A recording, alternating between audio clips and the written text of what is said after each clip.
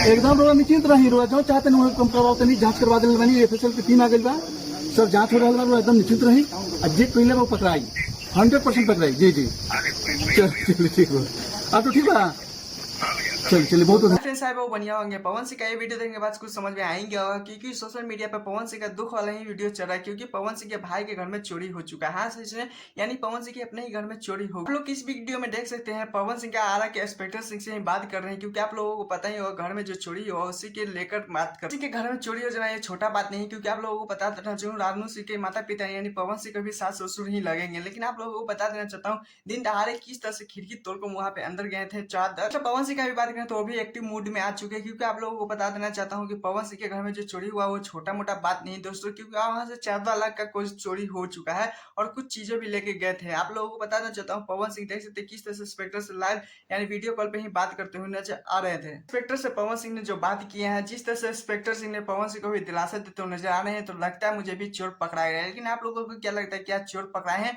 और सोचने वाली तो ये बात है दोस्तों कितना बहुत ज्यादा हिम्मत वाले हो गए पावर स्टार पवन सिंह के ही घर में चोरी कर दिया। आप लोगों को इस पे क्या राय है प्लीज क्यों बताइएगा और हाँ मैं चैनल सब्सक्राइब वीडियो को लाइक कीजिएगा। फिर मिलते हैं नेक्स्ट वीडियो के साथ टाटा बाय।